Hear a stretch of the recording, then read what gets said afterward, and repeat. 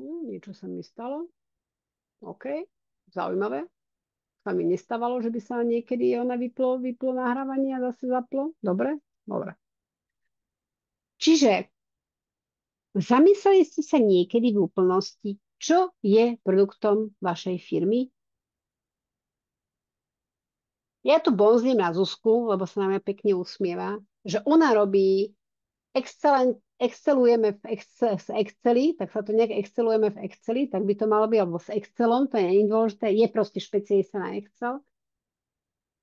Tak by mohla povedať, že môjim produktom sú čo? Ľudia, ktorí vedia Excel. Alebo čo si myslíš, čo je tvojim produktom, Zuzi? Mojím produktom, ponúkam ja mojim zákazníkom sú videokurzy školenia. Nie, to nie, to je iba prostredok. Prostriedok. Aha, tak produktom potom, ak berieme už naozaj, že výsledok, tak sú to tí ľudia, ktorí efektívnejšie pracujú s Excelom. Áno, majú Je menej to strachu asi z toho pohľad Excelu. Áno, terminus technicus. Mhm. ide o to, že keď si ty budeš tu ten marketing robiť na tom, že robíš ten kurz, tak budeš o mnoho menej efektívna, ako keď budeš predávať to, že chceš ísť do nového zamestnania, chcú od teba kontingenčné tabulky. Bola perfektné, bolo to video s tými kontingenčnými tabulkami. Nepoznám človeka, ktorý by miloval kontingenčné tabulky okrem Zuzky, hej? Takže to je presne o tom, keď budeš komunikovať tú emóciu, preto som tam napísala, produkt je tovar, je to služba, alebo je to skôr tá emócia. Že som v pohode, lebo viem, že keď pôjdem do nového zamestnania, alebo mi šéf dá nejakú novú pozíciu, tak tam nezhorím jak taká fakla. Ja keď som pracovala ako riaditeľka vlastne strojárskej firmy, tak ja som vždy hovorila mojim chlapom, chlapi, našim produktom sú šéfovia údržby alebo šéfovia, to sa volá, že majiteľ zariadenia, ktorý je v kúde, lebo vie, že sme mu to robili my a že sa mu to neporúcha, že to bude fungovať perfektne, že bude mať perfektné výsledky. Skúste vy pomenovať ten váš produkt cez tie emócie. Máme tu hotelierov, dokonca dvoch tu máme, čo sa v hotelierstve. Jaký ten produkt je? Ten produkt môžete naozaj veľmi dobre veľakrát ako keby pomenovať tým, že vlastne a vlastne odkomunikovať potom aj tým klientom a s vašim zamestnancom alebo spolupracovníkom. Ja keď chodím niekedy po firmách, oni vôbec netušia, aké majú produkty. Ako ich majú vlastne, ako keby ten majiteľ, čo má v hlave. Plné steny sú misie, vízie, tak to tam je misia, vízia, hodnoty, hej, ale to sú len také AI bláboli, hej, bez toho, aby tam bolo to, čo ten majiteľ má v tej hlave, prečo ten robil, prečo robí tú prácu, prečo začal budovať tu, prečo vyšiel z tej fabriky, kde mohol robiť 8 hodín a teraz robí 16. Hej? Čiže skúste sa zamyslieť, či máte definované tie vaše produkty, či máte nejakým spôsobom definované to, že sú áno, spokojní klienti, ale spokojní klienti ešte málo, pani Pelikánová. Skúste to rozbiť do také, ako budete komunikovať vám v rámci marketingu spokojných klientov. To je také klíše. Skúste naozaj, ako keby, mne sa napríklad ľúbi, čo robí tento Trinity, že oni proste z toho spravili proste hotely, kde deti získavajú proste zážitky na celý život. Oni to tak komunikujú. Hej. Preto my tam robíme konferencie. Čiže asi sú to možno deti, ktoré tam získajú zážitky, ale ako v pohode. Hej. Skúste to dať do ďalšieho levelu, aby ste vedeli nejakým spôsobom to potom komunikovať ďalej vašim ľuďom. Čiže, lebo oni, keď to nebudú chápať, tak oni to nebudú vedieť dodať vašim klientom. Hej? Veľakrát oni nedodajú to, čo chceme, lebo my sme im to presne nikdy nepovedali. My sme im nepovedali nejakým spôsobom, že toto je to, čo od teba chcem. My sme ho posadili na miesto referenta alebo asistentky a nikto si nedal tú prácu, aby mu povedal, že čo sa od teba očakáva.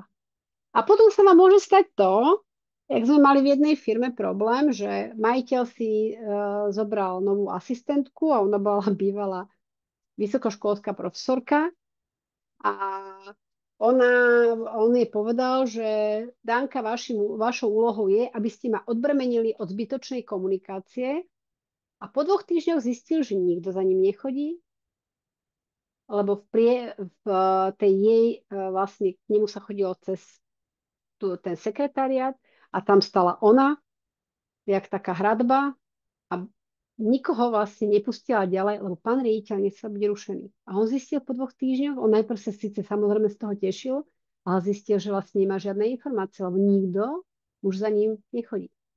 Každý sa bál. Takže treba tým ľuďom vysvetliť, čo od nich chceme. Okay? Je veľmi dôležité si uvedomiť, ako zadávate úlohy. Či je to, ako zadávate úlohy, to, že zavolám kolegovi, počuj, urob toto, a potom chcete od neho niečo, a on vám dodá niečo úplne iné. Ja som niekoľko razy sa mi stalo, že keď som sa hnevala na môjho zamestnanca, tak som zistila, že vlastne z toho zadania, ktoré som mu poslala, v lepšom prípade to bolo písomne, vôbec by som asi teraz v novej jednotke času nevedela tú úlohu spraviť, lebo vlastne tam chýbalo kopec dôležitých vecí. Čiže pozrite sa na to, keď aj vaši zamestnanci nedodávajú úplne ten produkt, alebo tí spolupracovníci, že či tam náhodou nie je to, že my sme mu vlastne nikdy presne nepovedali, čo chceme. Prečo sa o tom bavíme? Lebo pokiaľ my tomu človeku nepovieme, čo od neho chceme, tak on nikdy sa nenaučí dodávať ten produkt a vlastne de facto potom sa stane to, že vlastne stále je tá komunikácia sa musí vrácať naspäť a musí mu to vrácať a je to neefektívne v rámci tej komunikácie, v rámci tej firmy. A naozaj, keď začnete vrácať spolupracovníkom nedorobenú úlohu, zistíte, že oni väčšinou veľmi rýchlo sa spracujú, lebo vedia, že nemôžu, že sa im to vlastne neprepáči, že ten produkt nedodajú. Čiže v rámci procesov, v rámci procesnej kocky, ktorú budeme vydávať asi v oktobri, je presne definované, ako stanovovať produkty v rámci jednotlivých procesov, v rámci jednotlivých oddelení a ako ich merať a spravodlivo ohodnotiť ľudí tak, aby sa nestalo, že nemáme čas na to podstatné. Čiže skúste sa prípadne na to pozrieť a skúste sa zamyslieť nad tým, čo by ste dokázali robiť v tej vašej firme tak, aby ste boli efektívnejší, aby ste vedeli povedať ľuďom, čo majú odovzdávať. Lebo najhoršie, čo môžete urobiť, je, že preberáte úlohy iných. Že im vlastne si poviete, že kým mu to vysvetlím, čo má urobiť, to si radšej spravím sám.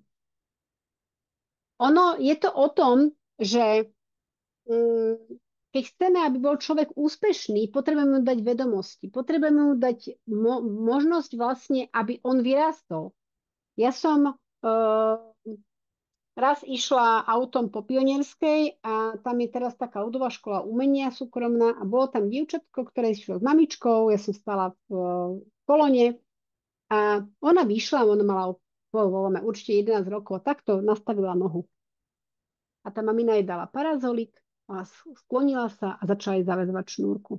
Takže mi to pripadá jak z tej rozprávke, že princi, zavaž mi môj střevíc. A ja som sa tak akože nad tým akože pozastavila a hovorím to mojej švagrinke a ona mi hovorí, však ja Tomášovi zaväzujem šnúrku. A ona, prečo? No, lebo si to poriadne nevie zaviazať. A kedy sa to má naučiť? Vy vždycky, keď budete preberať tie zodpovednosti za vašich ľudí, tak im vlastne hovoríte, že nemajú dostatok vedomostí na to, aby to robili, aby to mali pod kontrolou, aby to prebrali zodpovednosť za tú danú vec. Viem vlastne, to je taká tá opičia láska. Lebo ja viem, že si to najlepšie spravíte sami a že nemáte čas mu to vysvetľovať. A potom dojdete do štádia, že vlastne si všetko budete robiť sami a budete limitným faktorom vašej firmy. Jediným limitným faktorom firmy je ich šéf. Keď on prestane rozvíjať sám seba, prirodzene prestane rozvíjať aj firmu. Čiže je veľmi, veľmi, veľmi dôležité, aby sme stále hľadali, ako rozvíjať tých ľudí, aby sme im nehovorili, čo majú robiť.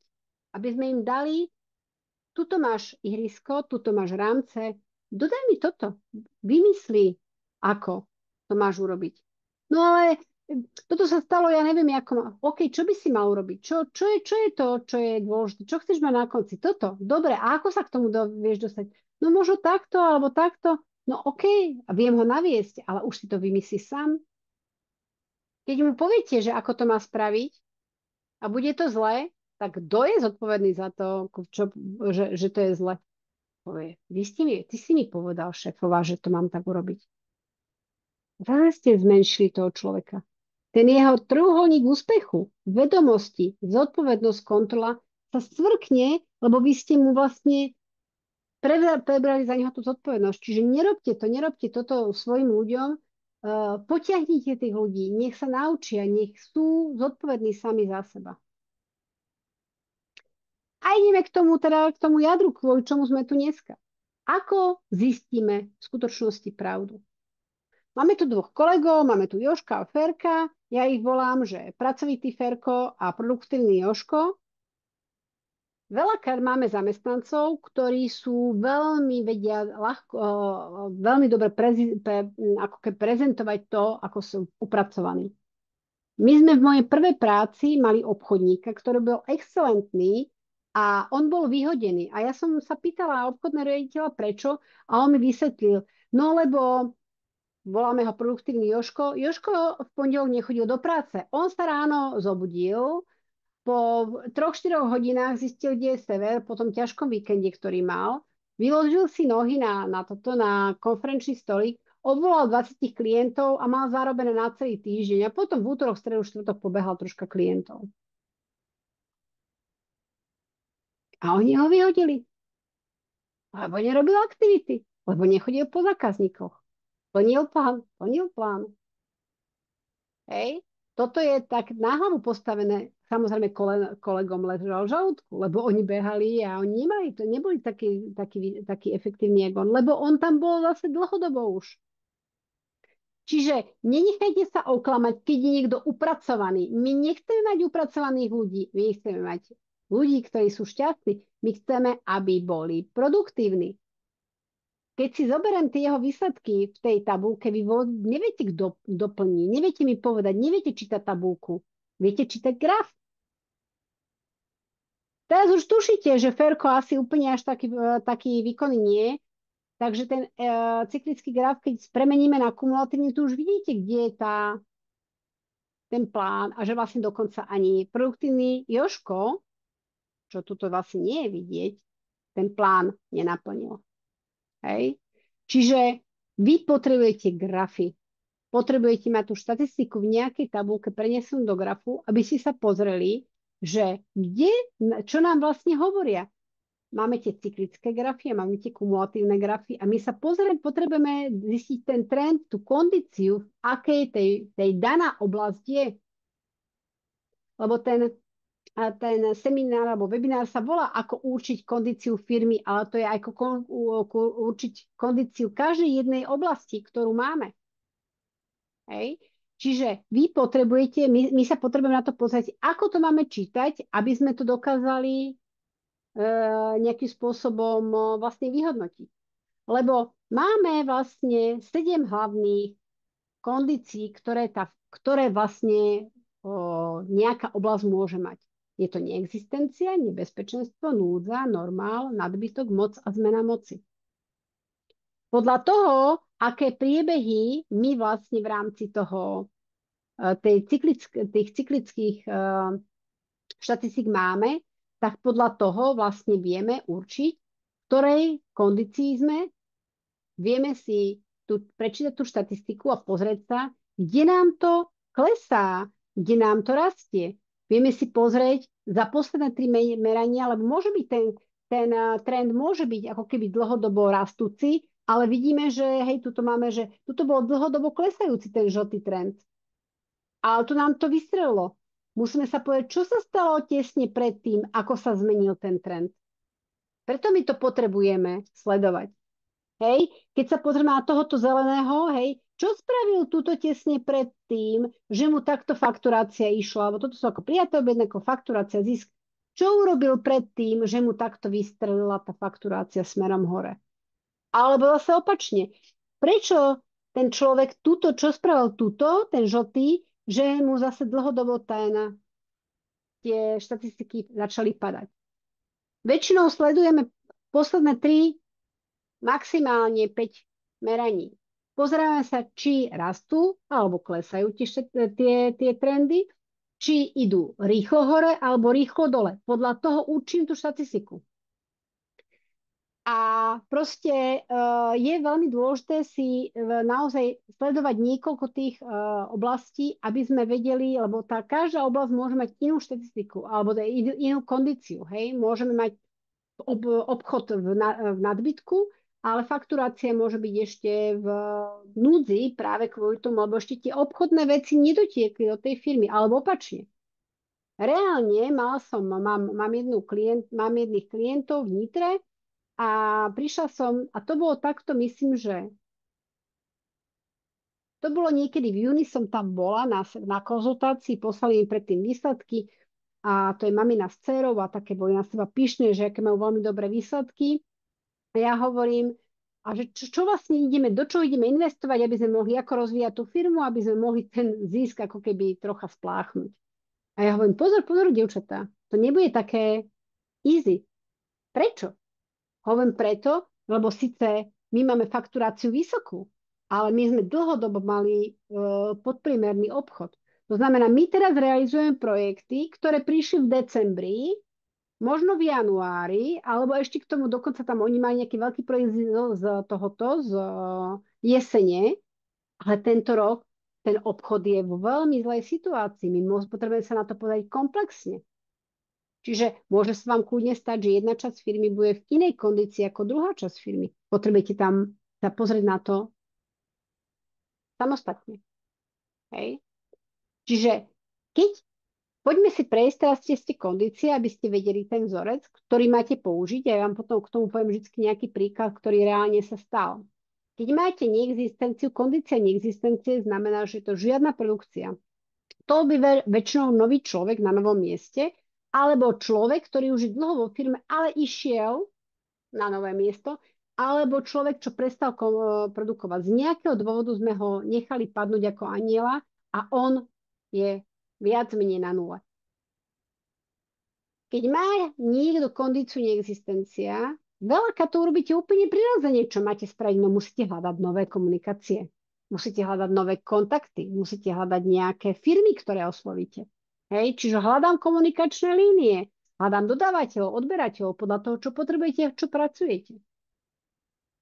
Potom potrebujete im povedať o sebe, potrebujete im vysvetliť, že ja som tu a ja ti viem s týmto pomôcť.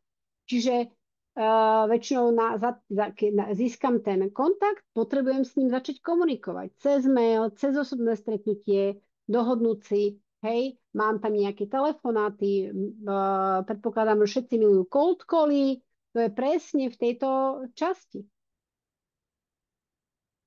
A vtedy sa ich pýtame na tých stretnutiach, čo požadujú. Čo je to, čo potrebujem odozdať? Toto sa ale týka, pozor, aj interných klientov. Keď máte niekoho ako referenta, on sa potrebuje dozvedieť, čo sa od neho chce. On nemôže sa sám prísť na to, aké sú požiadavky jeho interného zákazníka. Lebo veľakrát ten nový človek je v zmätku, čo má vlastne robiť. Veľakrát a není presne stanovené, čo vlastne je to, čo sa od neho očakáva. Čiže potrebujeme zistiť, čo klient potrebuje a viac menej mu nakoniec tú vec dať, ten produkt svoj vlastne vytvoriť a dať mu to. Čiže neexistencia má veľmi jednoduchý vzorec, je to nájdi komunikačné línie, čiže kontakty, začni s nimi komunikovať, zisti, čo potrebujú a dodaj im to. To je kondícia neexistencie. Keď urobíme dobre kondíciu neexistencie, to sú veľakrát aj vlastne noví ľudia, Hej, tuto napríklad nikde nie je napísané, že máte niečo meniť. Veľká sa vám stane, že príde nejaký nový riaditeľ na pozíciu. Ja som tu nový riaditeľ, od zajtračka všetko ideme zmeniť. Píše sa tu niečo takého? Nie. On musí začať len sledovať veci, musí sa začať zoznávať s tými ľuďmi a musí sa dozvedieť, čo od neho tí ľudia a klienti chcú. Dobre, čiže to je kondícia neexistencie. Tu dúfam, že tu nikto nemá, ale veľmi často bojujeme s kondíciou nebezpečenstvo. Keď ja idem ku klientovi, jedna z prvých vecí, čo si pozriem, tak si pozriem Finstat. A jedna si pozriem, ako rastú obraty, alebo nerastú obraty, a ad 2 si pozriem, aké majú zisky. Ako náhle vidím takéto Tatry, takéto cikcak grafy, tak mi je jasné, že to ten majiteľ nemá pod kontrolou. To je kondícia nebezpečenstvo. Naozaj mám klientov, ktorí takto im rastú obraty a zisky lietajú hore cikcak. Čiže ako náhle vidíte prudký pád štatistík, alebo vidíte cikcak, tak je to vlastne o tom, že tá daná vec nie je pod kontrolou a potrebujete začať meniť niečo inšie. Musím povedať, čo môže pomôcť, musím nejak zmeniť tú rutinu. Keď idem do nebezpečenstva, keď mám ísť nabúrať s autom, tak nepôjdem ďalej, zastavím alebo obídem tú danú vec. Hej? Ale nie ako riaditeľ SIS, prosím vás. Zvládnite situáciu tak, aby ste prežili. Čo je teraz to, čo je naozaj skutočne potrebné? Vy potrebujete v tej nebezpečnej fázi zistiť, čo by som mal teraz robiť. Je to väčšinou o tom, že som neurobil niečo, čo som mal. Ale ja si musím najprv uvedomiť, že som v nebezpečenstve. Veľmi často máte hasičov, problémov, ktorí proste niečo sa stane, rýchlo ten požiar zahasia a idú ďalej riešiť niečo inšie. Bez toho, aby si uvedomili, toto ma mohlo stať krk. Mne sa reálne stalo, som išla z Novák a vlastne z Novák do Topolčana je taká veľká široká cesta a odbača sa hore na Skicov a ja som zľadom zbadala, že vpravo predávajú zemiaky. Ja aj mama chcela zemiaky a zastavila som rýchlo na diaľnic, na tej krajnici a ráchod okolo mňa preletel kamión, trúbiac, lebo ja som vlastne si vôbec nevšimla, že za mnou ide kamión a že vlastne de facto ja som dosť narýchlo zastavila a že ja som tam už vôbec nemusela byť.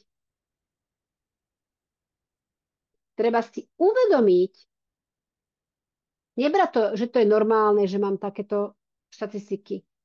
Je normálne nemať také štatistiky a povedať si, aha, asi som v nebezpečenstve. Čo musím urobiť, aby som to zmenil? Čo nerobím, čo by som mal? Čo robím, čo by som nemal?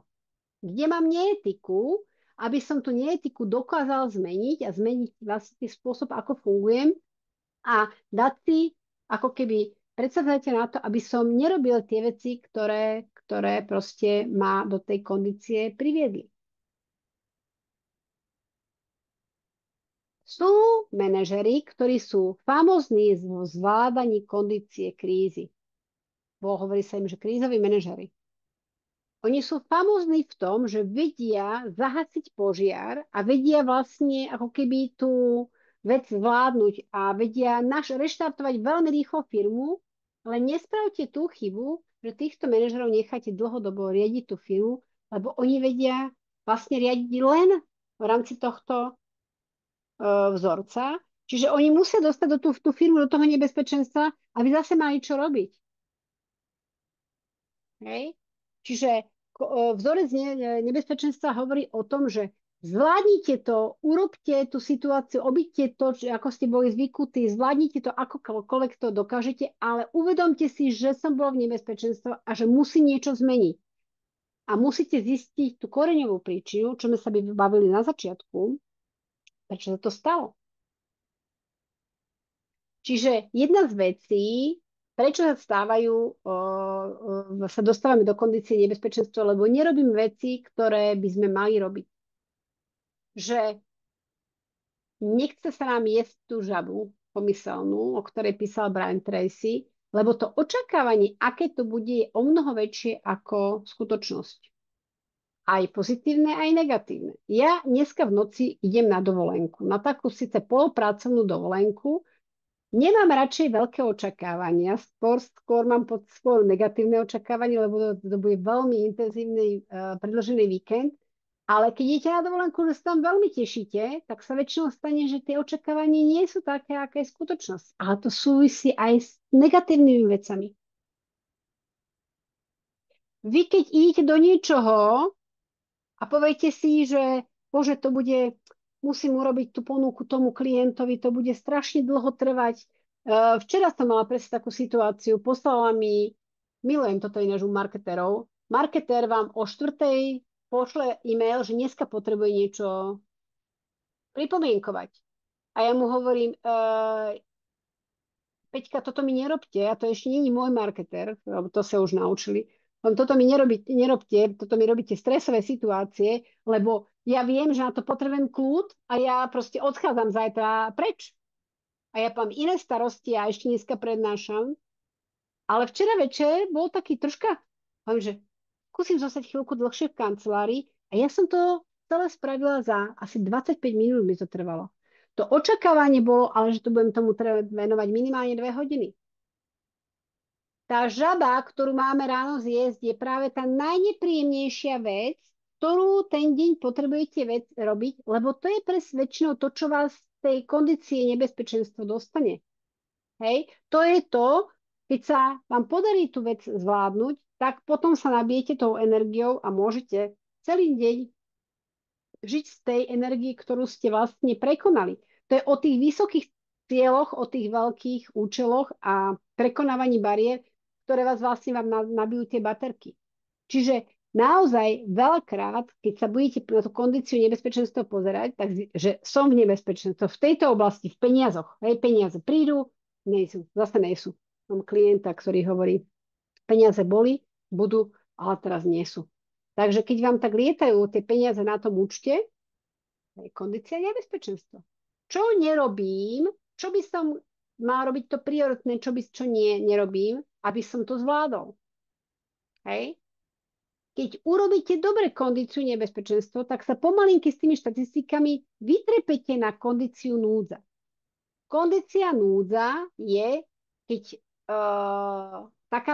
buď taká stagnácia, alebo dlhodobý, alebo teda vlastne ešte, to musím ešte povedať, že dlhodobá núdza je vlastne už nebezpečenstvo. Že keď dlhodobo tá firma je v núdzi, tak už je potom v nebezpečenstve, lebo už sa väčšinou z toho nedokáže ako keby dostať. A tento svet je urobený tak, že buď rastie, alebo degraduje.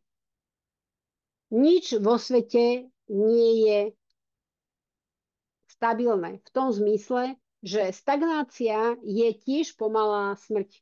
Aj tá lampa, ktorú tuto mám, tak ona to nejakým spôsobom degraduje, ten počítač degraduje, všetko degraduje, čo vlastne nezlepšujeme.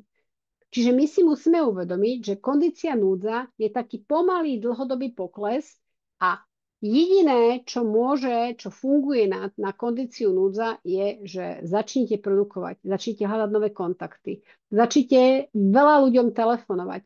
Ja mám také heslo, jeden z tých mojich biznisových desatora je nie kvantita, ale kvalita komunikácie von z firmy určuje hrubý príjem firmy.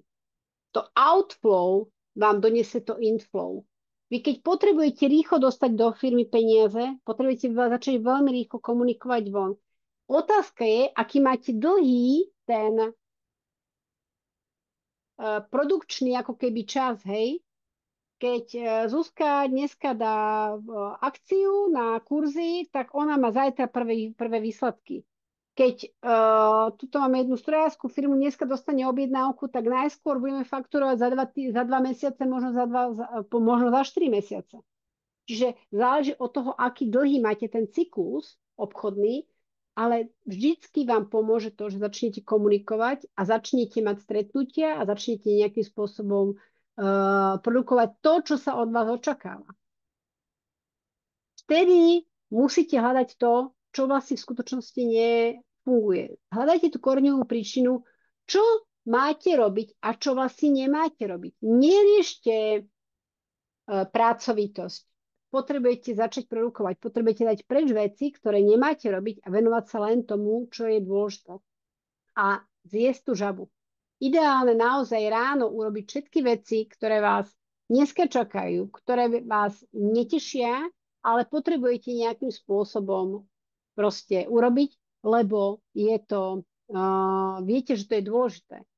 Čiže tak, sme si uvedomili v tej kondícii toho, tej nebezpečenstva, my si musíme povedať, čo tam nerobíme a mali by sme, a čo tam robíme a nemali by sme, a urobiť nejakú smernicu a nejaké opatrenie, aby sa to nestalo, tak tu je vlastne o tom, že vlastne hľadáme, čo nefunguje úplne dobre. Tá kondícia táto je trošku menej ťažká, alebo menej závažná, tak by som povedala.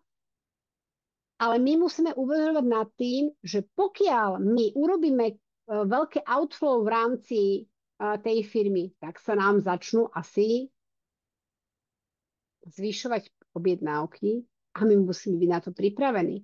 Aby sa nám nestalo, že nám skolabuje výroba alebo dodávka. Pokiaľ ja tam nemám ľudí, tak ako veľké outflow mi priniesie maximálne kondíciu nebezpečenstva, lebo sa mi začnú kopiť nevybavené objednávky. Keď nám začnú klesať štatistiky, tak potrebujem upevniť disciplínu v tom, ale aj svoju. Ja napríklad mám asi 15 štatistík, ktoré na seba sledujem. Keď si poviem, že fúha, tuto mi to začne nejak klesať, tak si poviem, že dobre, musím to začať buď sledovať častejšie, alebo v tej oblasti si vytvoriť nejakú tú kontrolu. Lebo je to najnebezpečnejšia kondícia v tom zmysle, že veľakrát si poviete, že ale však takúto situáciu som už pred pár rokmi mala, sme to zvládli, tak to zvládneme aj teraz. To je ten syndrom tej uvarenej žaby. Není kvalitný ten obrázok, ale krajší som nenašla a je úžasný. Je presne o tom, čo chcem povedať. Že proste pozrite sa na tie dáta a pokiaľ vidíte, že idete dole vodou, tak to potrebujete zvládnuť. Začať produkovať. Lebo ak to zvládnete, dostanete sa do kondície normál. To je taký ten 5, 10, 15% nárast. Niekto z tohto pléna mi povedal na začiatku roka, že by chcel spraviť 100% nárast. Ja som si povedala, že fúha, že tu sú veľké tieto, veľké plány. Áno, dá sa to, ale aj 5% je super. Ja som mala klientku, ktorá v rámci koronakrízy, samozrejme, oni mali obchodníkov, a oni nemohli chodiť do lekárni a ona mi plakala, že čo budeme robiť? Hovorím, Sonka, pozri sa na to, robíte 3% nad minulý rok? Je to super. Sme nad 80%, lebo ja vždy spracovávam finančný plán tak, aby pri 80% sme mali prikryté fixné náklady. Áno, máme 83% plnenie plánu, takže je to dobré. Nevyskakujeme, ale máme rast. Hej? Čiže to je dôležité si uvedomiť, že keď mám kondíciu normálu, netreba veľké veci meniť. Nemente veci, lebo tie veci viac menej fungujú. Pozerajte sa veci, kontrolujte to. Keď sa veci zhoršia, tak zistíte, čo to bolo. Keď sa vám veci zlepšia, zistíte, čo to bolo. Keď mám nejakú kampaň a zistím, že mi neprišiel mi nikto z tej kampane, no tak dobre, ja som teraz v kondícii normál, poviem si, OK, idem zistiť, prečo sa to stalo a zmením to. Zase naopak, keď urobím kampaň na kontingenčné tabulky a prídeme 1800 objednávok na kurzy, tak som to spravil dobre a na budúce to môžem kľudne recyklovať. Málo kto vie, že môžeme kampane recyklovať. Nie, z toho treba mať nové. No vysvetlite to vianočnému prasiatku od Kofoly. Po 10 rokoch ho prvýkrát nedali na Vianoce, všetci začali hejtovať celú Kofolu, oni museli zmeniť kampaň, lebo tam museli pridať prasiatko, lebo proste ne, ja nemusím, ja už ho vidím, každému to chýbalo. Koho trápi, že Coca-Cola každý rok recykluje kamión červený? Nikoho. Keď tie veci fungujú, kľudne to môžete recyklovať. Práve naopak, vytvárate si proste povedomie. To je tá vaša značka. Minulo som práve počula o tom, že jak je dôležité v marketingu nielen zaujať obrazom, ale aj zvukom a že je veľmi dobre, keď máte vlastne k svojmu menu pripojenú niečo, čo vás niečo, čo vás ako keby deklaruje. Čo to je? Kto si pamätá, čo je to za znielku? Pikom. Hej? Keď pred pár rokmi, dávnymi, bol problém tým, že máme ten zvierací hotel a bola taká reklama,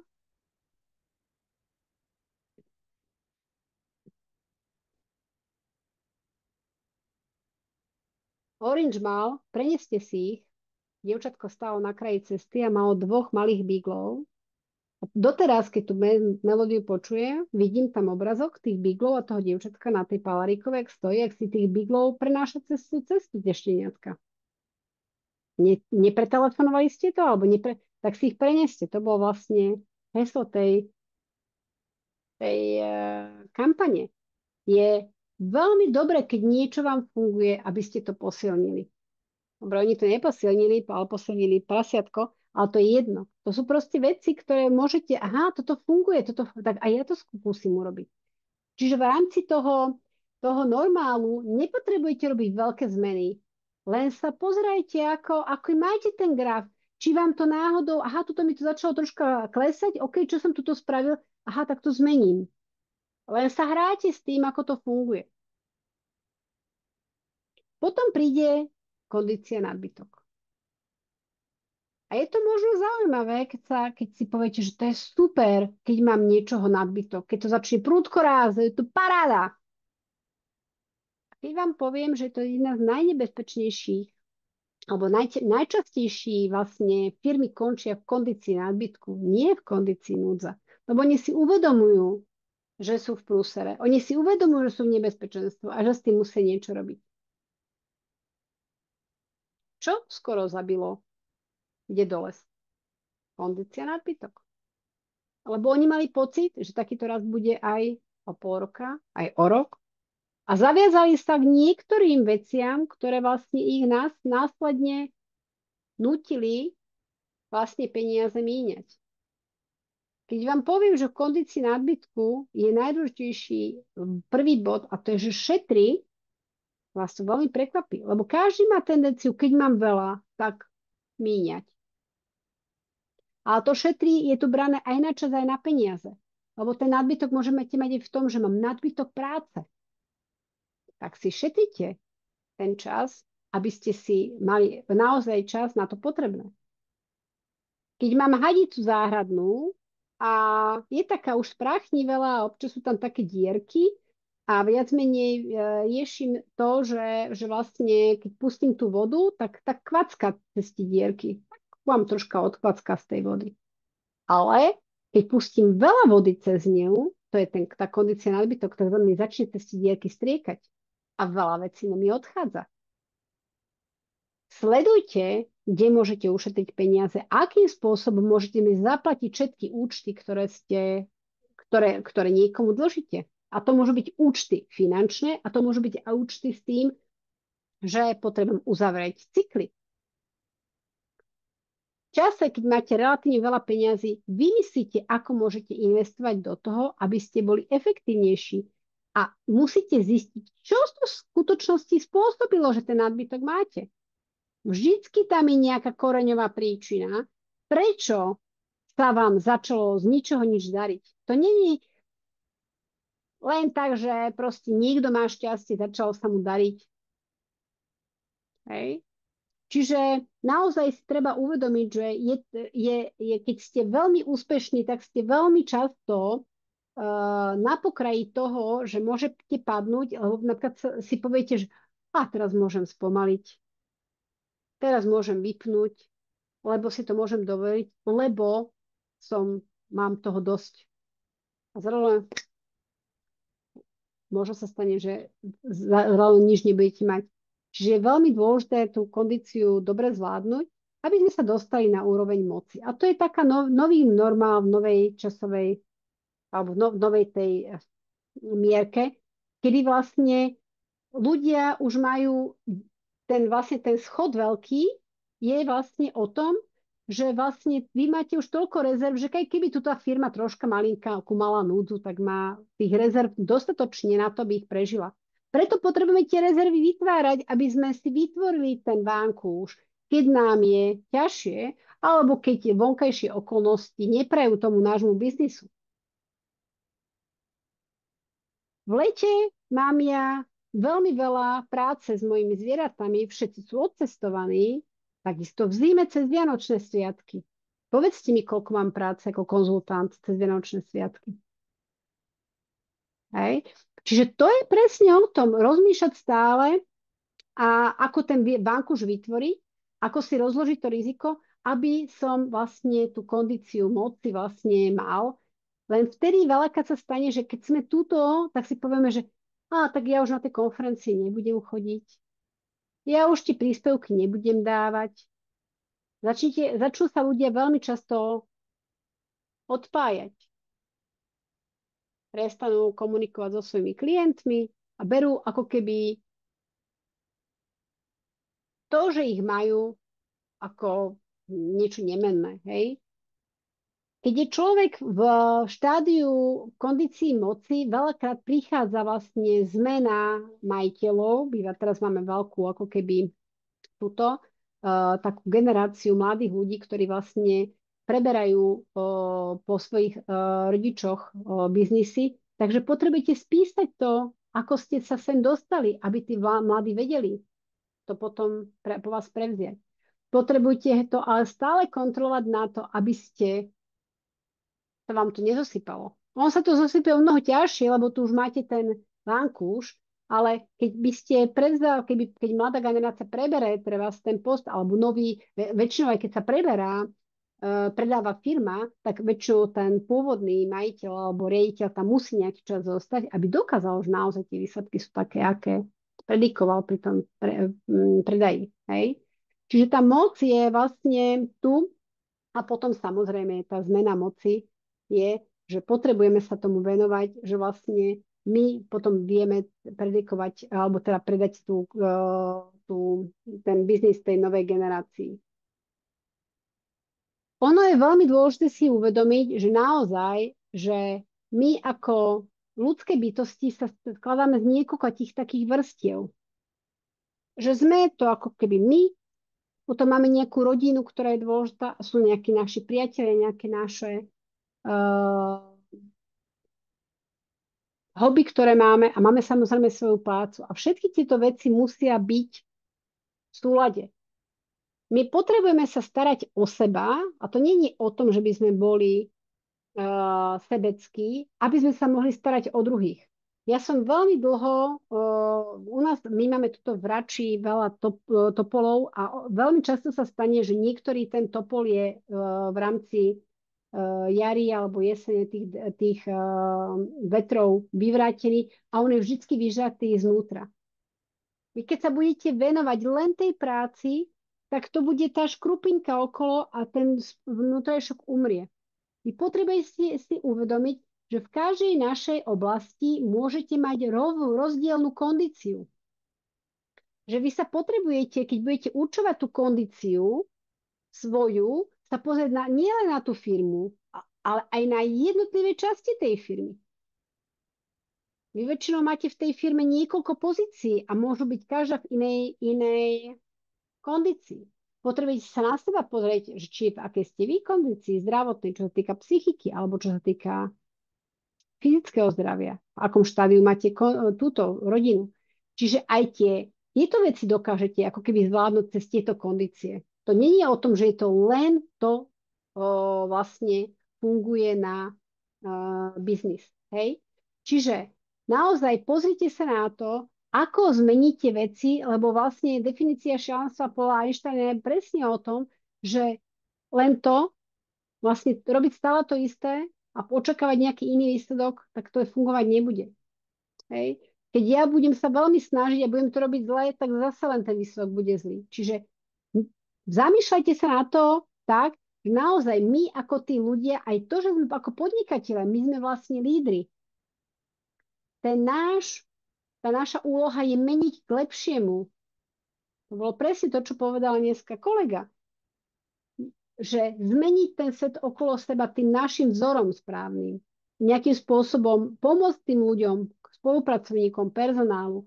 Lebo keď nejakým spôsobom robíme veci tak, ako by sme ich mali, tak vlastne vieme pomôcť aj tým ľuďom byť šťastnejší. Naozaj je dôležité aj v rámci toho kontrolingu nejakým spôsobom veľmi sa nezahacovať tými tabulkami a venovať podstatné veci. Skúste sa naozaj pozrieť, že čo je to, čo potrebujete sledovať, čo je to, čo vás naozaj vedie k tomu cieľu. Mám to sledovať na dennej báze, mám to sledovať na týždennej báze, ako často to mám sledovať. Hej? Ak máte spolupracovníkov, nechajte ich, aby oni si sledovali svoje štatistiky a nech vám ich ukazujú, aby oni si ich vedeli vlastne ako keby odkomunikovať a rozumieť to, že prečo ich vlastne chcete od nich. Hej? Keď niečo nefungujú, začnite to merať alebo skráťte periódu toho, čo meriate. Keď máte šéfa ľudských zdrojov, tak je výborné, keď vám kontroluje štatistiky za ostatných zamestnancov. Je to výborná vec, ktorý vám vlastne pomôže asistentka alebo šéf ľudských zdrojov, že vám kontroluje štatistiky vašich zamestnancov. Čiže radšej kontrolujte menej, ale pravidelne a dobre to vyhodnocujte, ako keď začnete sledovať 55 štatistík a budete z toho mať takú hlavu a budete mať absolútny chaos, čo máte robiť. Hej? Čiže to sme sa už bavili, kto je za neúspech zodpovedný. To sme sa bavili o tom, že vlastne potrebujeme učiť ľuďom účely, ciele, termíny, produkt, že mu vlastne máme preberať prácu nedorobenú a musíme sa vždy zamerať, kde sme zlyhali. Je to naša firma, je to naše podnikanie, my sme tí vedúci pracovníci, potrebujeme vždy sa pozerať, že čo môžeme na budúce urobiť lepšie.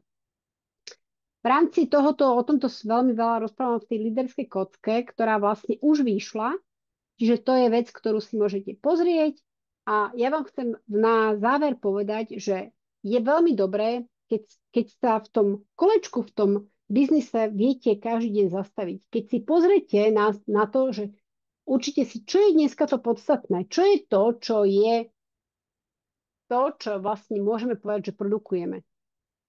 Určite si nejakých 3, maximálne 5 strategických vecí, ktoré dneska chcete zvládnuť a obmedzte operatívu. Ja som si na Vianoce kúpila vajíčko, ktoré vlastne funguje na to, že keď mám málo času, tak si nastavím, koľko má daná úloha trvať. A tá operatíva by mala byť maximálne 2 hodiny denne. Treba hodinu ráno, hodinu po obede. Alebo nejak si to dajte, aby sa vám nestalo, že sadnete si nad maily a budete vybavovať celý deň. Hej. Zorganizujte si tým, kontrolujte ho, odmenujte produkciu, nie pracovitosť a nepreberajte zodpovednosti za iných. Kontrolujte seba v prvom rade a samozrejme tým. Hej. Keď sa budete venovať strategickým veciam, dosiahnete o mnoho viac za menej času a bez stresu. Čiže otázka, či ste sa niečo naučili dneska, ja dúfam, že ste si niečo zobrali. A ja dúfam, že budete vedieť sa pozrieť na veci, ktoré vlastne robíte z inej optiky a možno, ak s niektorou touto oblasťou vám viem pomôcť. Ináč toto je fontana, ktorú robí môj manžel ešte v Apollo Business Centre, ktoré chudatko už je teraz celé prerobené a toto sú onyxové fontany a onyxový pult, to sedíme. Tak čo je to, čo by ste mohli vyprodukovať lepšie a nejakým spôsobom, keď potrebujete s tým pomôcť, neváhajte ma kontaktovať. Môžeme sa o tom porozprávať, alebo si pozrite niektorý z kurzov. Do 18.9., čiže týždeň, viete využiť vlastne 50% promokód na tieto kurzy, alebo si viete zakliknúť, keď máte o niektorý kurz záujem, ktorý vyjde, tak si ho kliknite, dajte tam túto informáciu a potom, keď vyjde, tak vlastne vieme vám ho poskytnúť lacnejšie.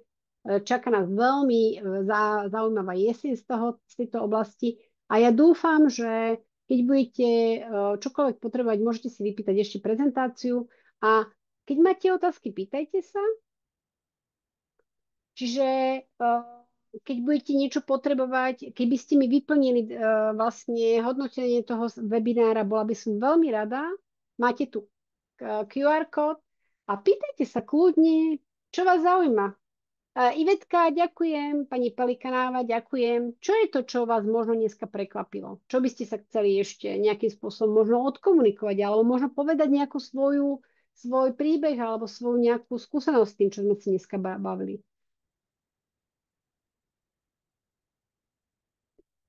Hm? Hej. Čiže kľudne mi napíšte, alebo si môžeme dať proste meeting, keď niečo potrebujete, keď vám možno niečo nebolo úplne jasné, tak kľudne sa opýtajte. Máme tu nejaký Samsung, takže Samsung neviem, čo je, kto je, ostatných viem, kto je. Takže aj Samsung pozdravujeme a možno sa dozvieme, kto to je za tým Samsungom. Ale keď nie, tak kľudne nie je problém. Môžete ďakujem, Zuzi. Môžete mi napísať, popýtajte sa. Je to dosť ťažká téma. Je to taká téma, ktorá je také trošku tabu. Nie je to úplne taká tá chrunkavá téma o líderstve a o tomto, ale je to zásada toho, aby ste vedeli zvrátiť to, čo robíte a aby ste vedeli sa zlepšiť to, čo robíte. Čiže keď máte čokoľvek k tomuto, ozvite sa mi, ja budem veľmi rada. Nevymýšľajte bicykel, už dávno je vymyslený, ozvite sa a ja sa teším na vás na budúce, priatelia. Máme ďalší webinár, máme ináč len tak zo srandy poviem, máme to, pokiaľ si pamätám, v októbri, 9. októbra, ako zmeniť pracovitosť na produkciu, takže to budeme mať zase pre zamestnávateľov hlavne, takže môžete sa pripojiť, budeme sa tešiť na vás. Majte sa krásne, opatrujte sa. Krásny deň, Ďakujem. ahojte, Ahoj, pekný deň. čaute. Ahoj, ahoj. Ďakujem. Ahoj. Pa, pa, pekný deň. Pa, pa. Čau. Dovidenia. Pekný deň.